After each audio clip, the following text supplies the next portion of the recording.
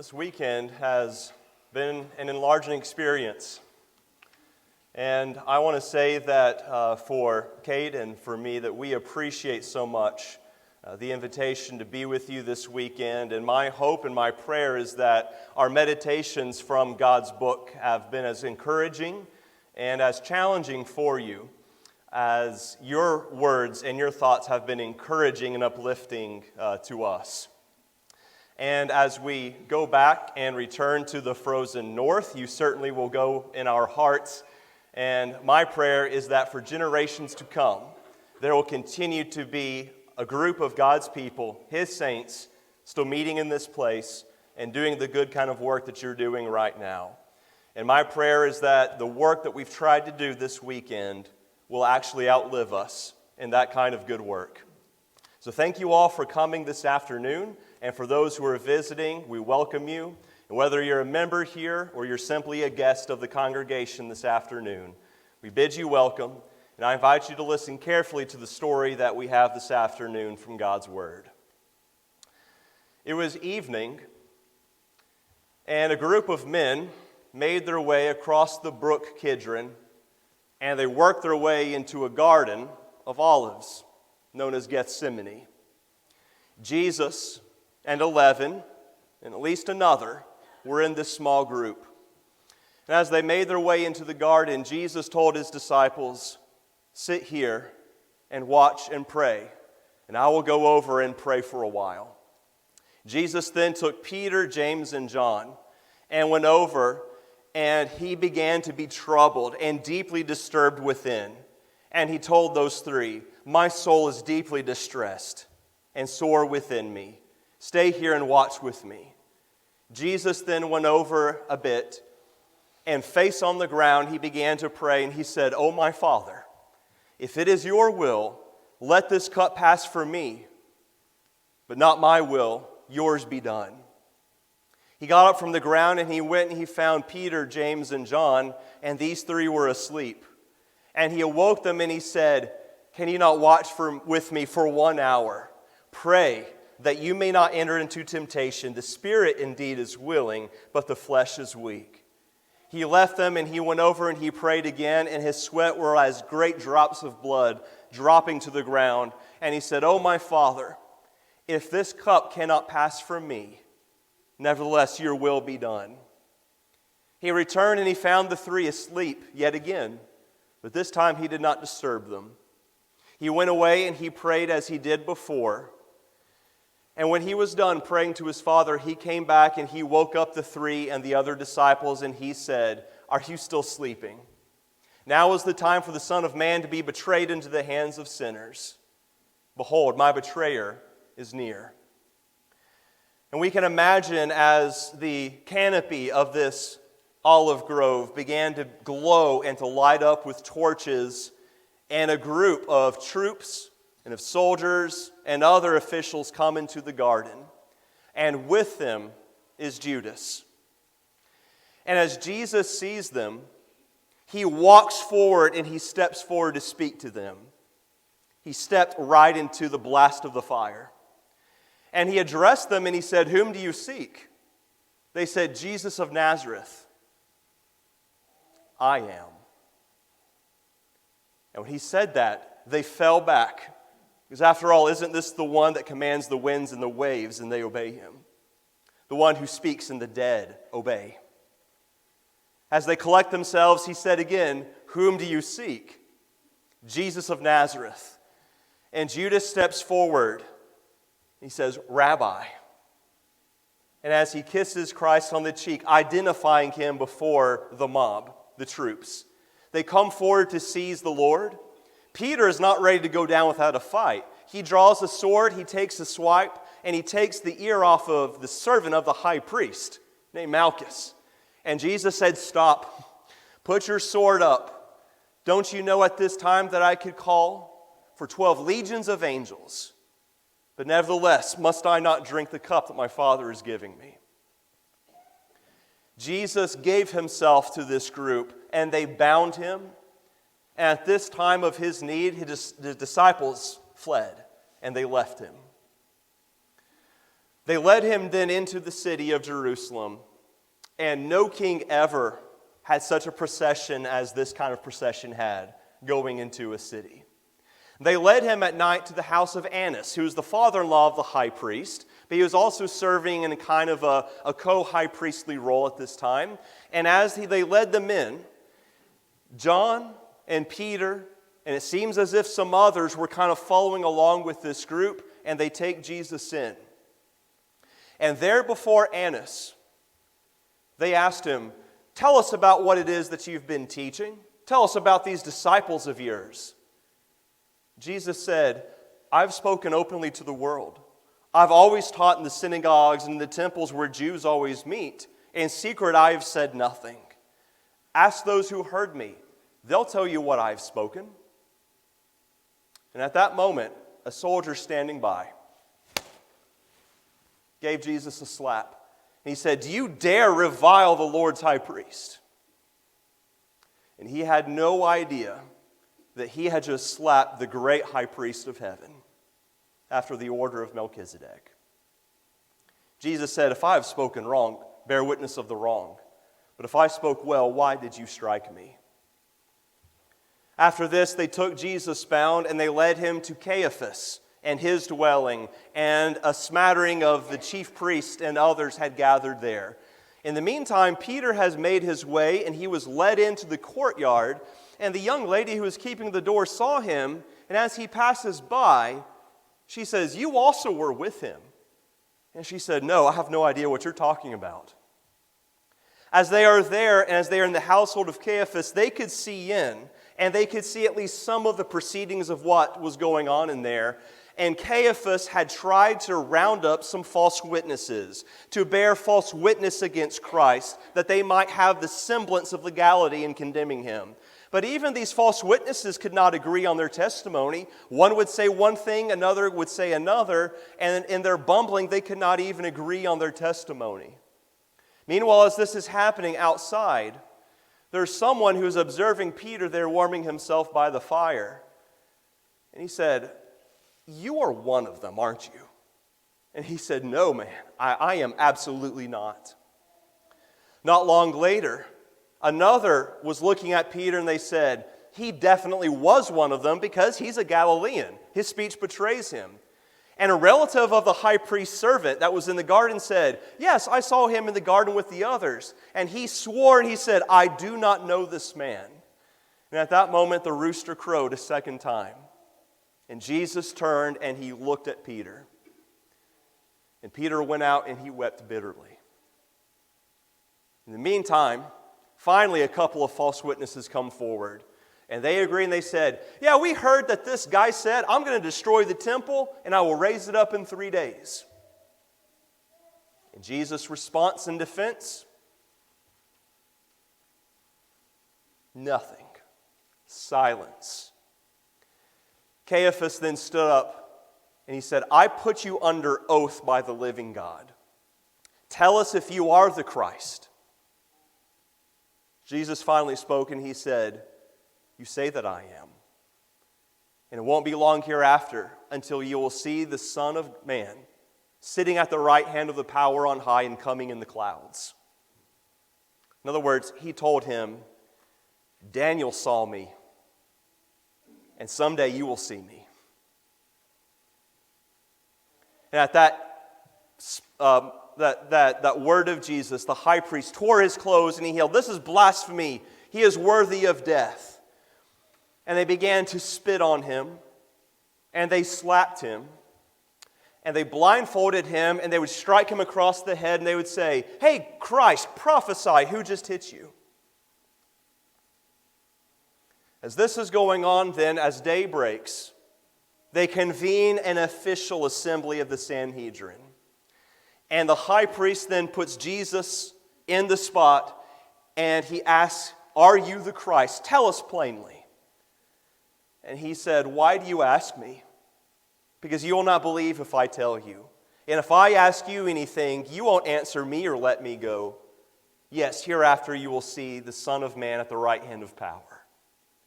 And so they cried out, "He is worthy of death. He has blasphemed, making himself the Son of God." And so then they took Jesus bound, bloodied and bruised, to the praetorium of Pilate, the procurator of Judea at this time.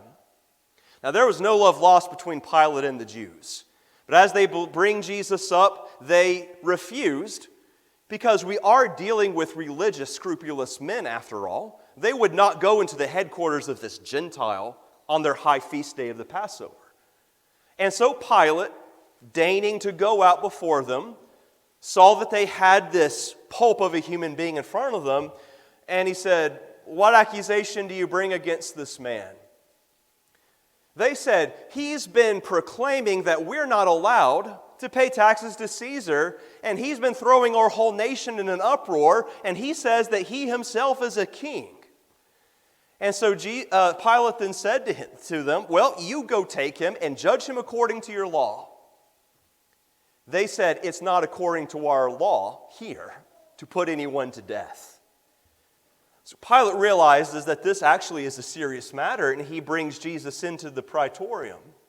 And as Pilate is now seated, he calls, and Jesus is brought in. He said, "Are you king of the Jews?" Jesus replied, "Are you asking for yourself, or because someone else has told you about me?"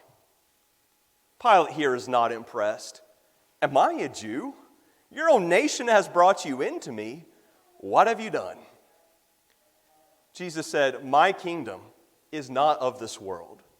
Because if my kingdom were of this world, then my servants would fight, that I would not be delivered over to the Jews. But no, my kingdom is not from here." "So you're a king then? You say rightly that I am a king. And for this purpose I have come into the world, that I may bear witness to the truth, and everyone who is of the truth hears my voice." And with a tone I do not know, Pilate replies, "What is truth?" And he arises then, and he goes out before the Jews, and he says, "I find no fault with him. I'll beat him and let him go." No, you can't let him go. He's been proclaiming that he himself is a king, and he started this whole thing up in Galilee, and he's brought it down here now.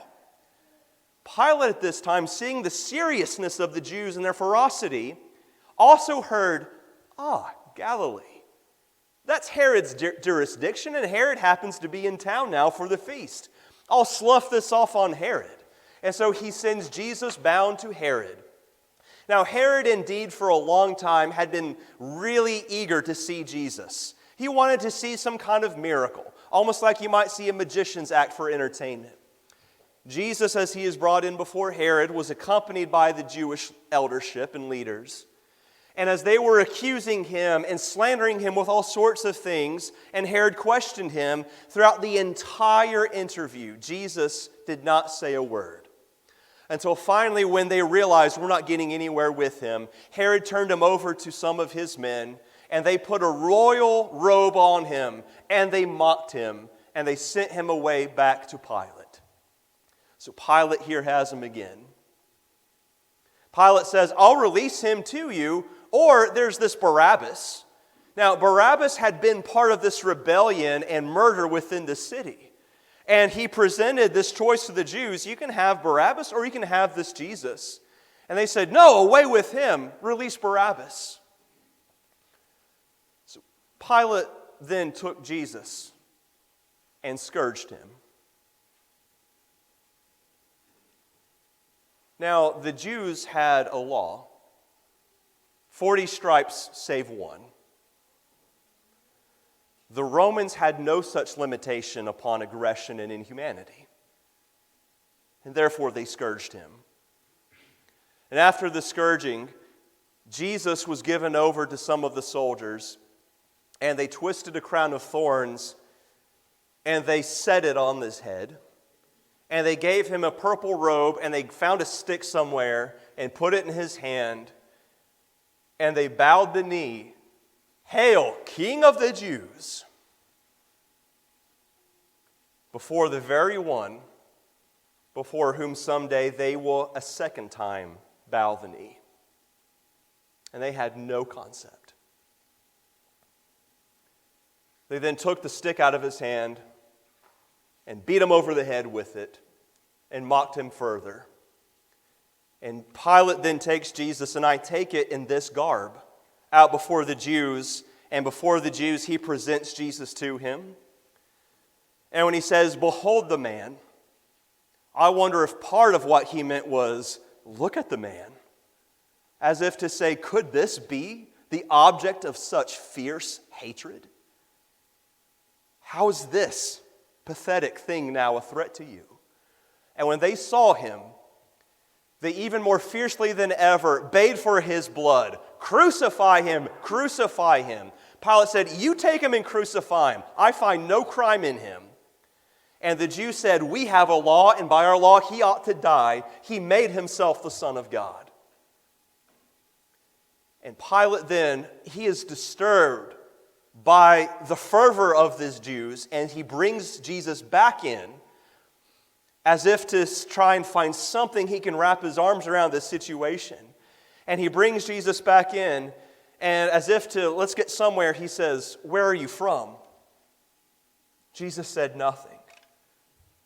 Pilate said, "Do you not understand? I have the power to crucify you, and I have the power to release you."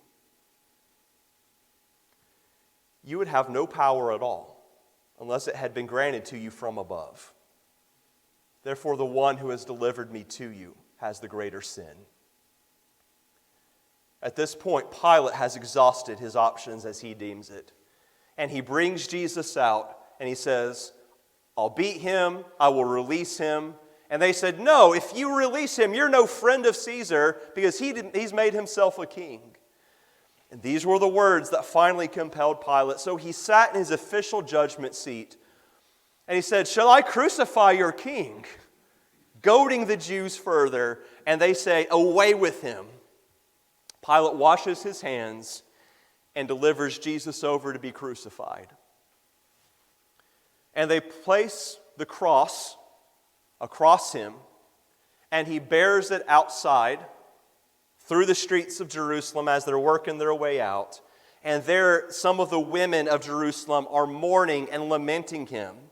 And even at this moment, as the very climax of humanity and of the universe is weighing upon him, he is not thinking of himself, but he looks and he says, "No, don't weep for me. Weep for you and for your children, because the time will come when you will say to the mountains, 'Fall on us and cover us.'" Referring to just a generation later when Jerusalem would be demolished by those very Romans.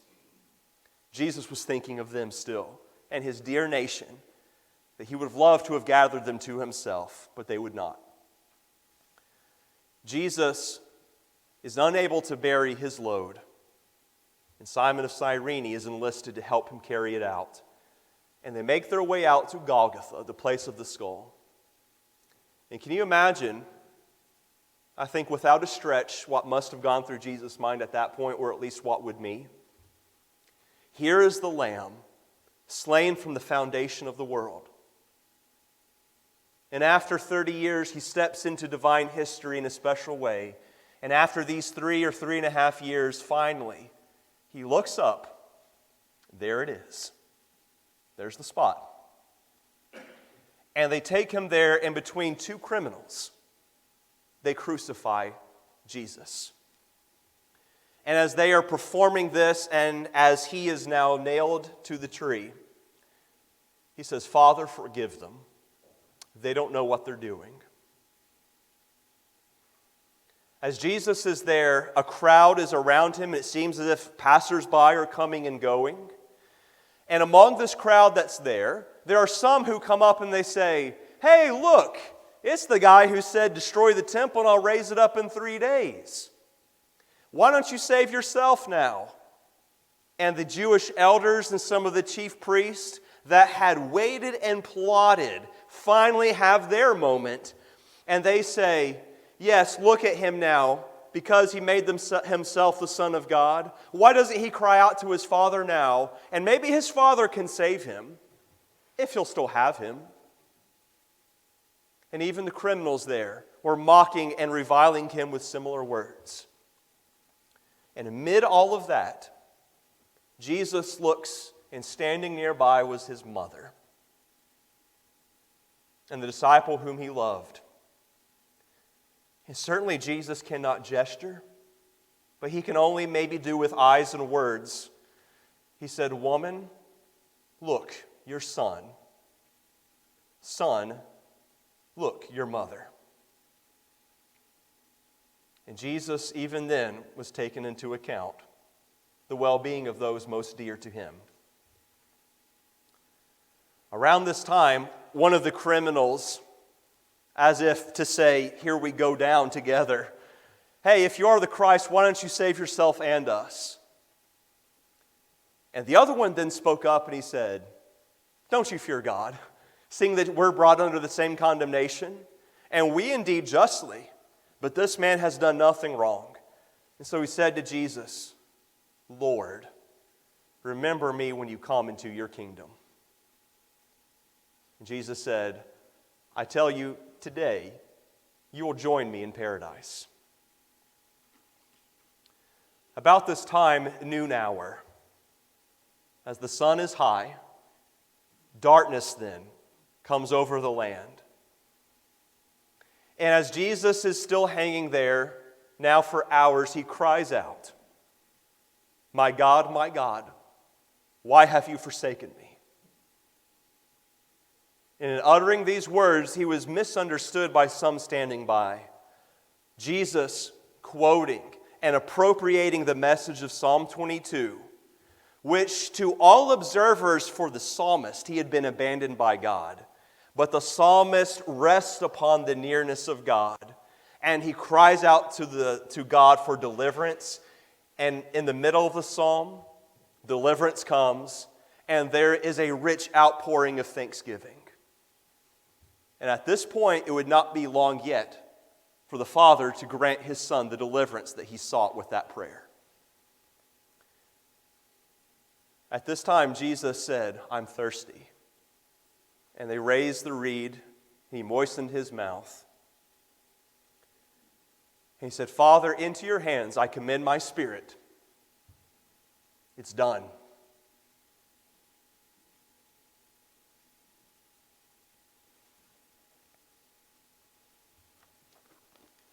Matthew 16.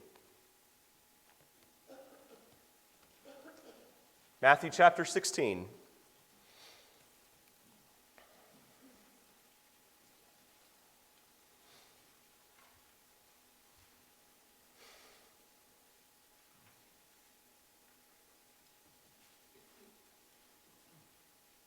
Verse 24. Then Jesus said to his disciples, "If anyone desires to come after me, let him deny himself and take up his cross and follow me. For whoever desires to save his life will lose it, but whoever loses his life for my sake will find it." Now, it seems as if I've been describing Jesus and his sacrifice. Indeed and true, but I'm more so trying to make the point, this is what God requires of you. It is ultimate, it is final, and it is all-consuming what he requires of me. When Jesus says here, "Take up his cross and follow me," sometimes, if we're not careful, we get the idea of, okay, well, if I've got to bear my cross and take it up and follow him, here I go through life trudging along and I've got this cross, and we might refer to some kind of difficult or stressful situation or a relationship or some physical ailment or whatever it is. That's just the cross I've got to bear. No, the cross is not a burden to bear, it is an instrument of execution. Jesus says, "Take up your cross and follow me." It's as if he would say to an audience of last century, "Sit down in your electric chair and then follow me." He is saying that there must be absolute dissolution of self and of will, and you must absolutely have your identity, your ambitions, your goals, and your desires, and all that you are or wish to be absolutely sacrificed and laid down, and to adopt then His will and ambitions and methods and character, and you will be like Him. This is Jesus' goal in the sacrifice, not just to redeem me from sins, but that He might have brothers and sisters who are also crucified with Him and now can join Him in the glory and acceptance of their Father. What did He do it for? What motivation can I find to give such self-sacrifice? As Jesus was on the cross, and as He died, on the part of man, it was rejection. On God's part, it was an invitation of acceptance. On the part of sin, it was triumph. On God's part, sin's defeat and His ultimate triumph. Men meant it as hatred, God meant it as love. Men meant it as death, God meant it as life. This is what was set before Him.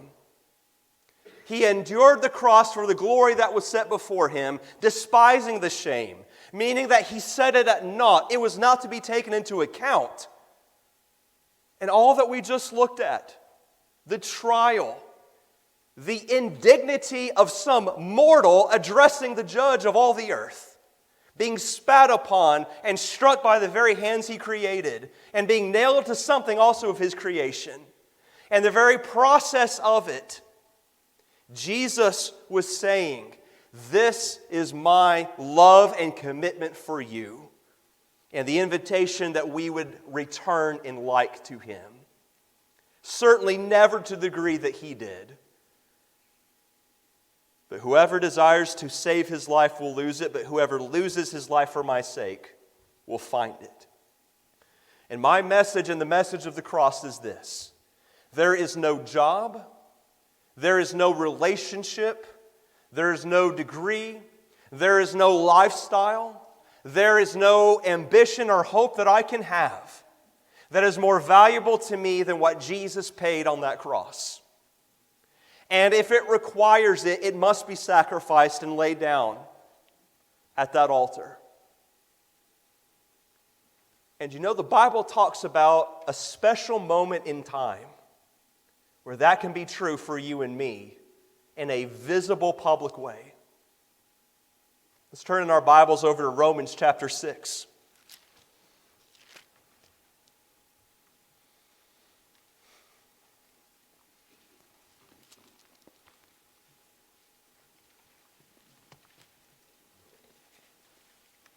Let's take a look in Romans chapter 6, beginning in verse 1.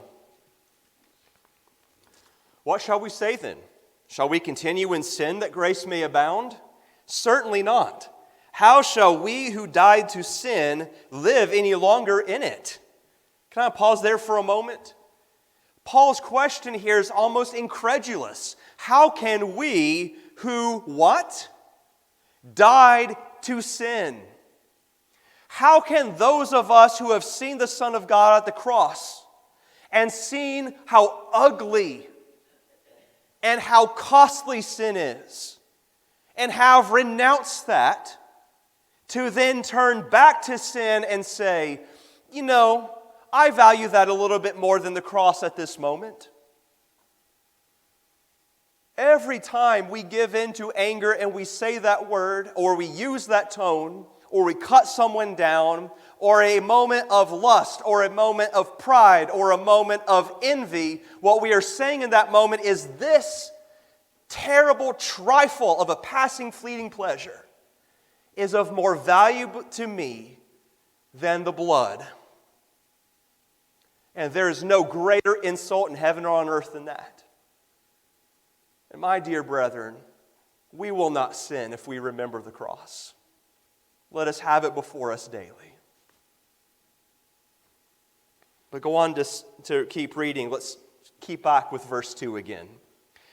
Certainly not. How shall we who died to sin live any longer in it? Or do you not know that as many of us as were baptized into Christ Jesus were baptized into His death? Therefore we were buried with Him through baptism into death. That just as Christ was raised from the dead by the glory of the Father, even so we also should walk in newness of life. The idea here is that just as truly as Jesus died, and not that he was guilty of sin, but he was the sin offering, and any connection that he had with sin was done, and it was gone, and it was final. And so he says, you Christian, you died to your former self, your old way of sin, and when you enter that water of baptism, you are to consider sin and pride and self just as dead and gone and you're past. And you are a new human being to walk in newness of life. And we have to continually and always with our friends and those dear ones to us, baptism must never be seen as a checklist, nor must it be spoken of or acted as if it's just something that we have to do, some criterion. No, we must always repeatedly go back to the cross. Baptism and the cross are one.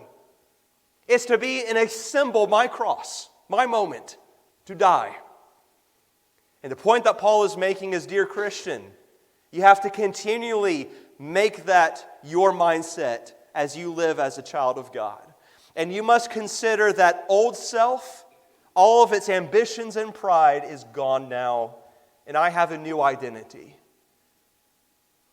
And before we close, I do want to say to you, if you are listening in and you are here, and you have not been baptized into his death for the forgiveness of your sins, as of now, the story of the cross is all for naught.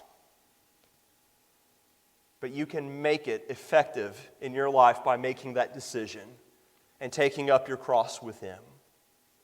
And if you will do that, you can have the kind of mentality that Paul did when he wrote to the Galatians. And he told the Galatian Christians, I have been crucified with Christ. Nevertheless, it's not I who live, but Christ lives in me. In the life that I now live in the flesh, I live by faith in the Son of God who loved me and gave himself for me. The idea, the point that we're trying to leave with you this afternoon is that based upon Jesus, who sacrifices, we are also called upon to sacrifice. And as we think of the cross and we see the Son of Man there, I look at the decisions I have to make as so light and simple compared to what he did for me. Now, in just a moment, we'll be standing together. We'll be singing a song. And as always, and it was a wonderful tradition among many of our churches, we call it a song of invitation. And tonight, I want you to hear that invitation. While he was on the cross, and he said, Father, forgive them. They know not what they do.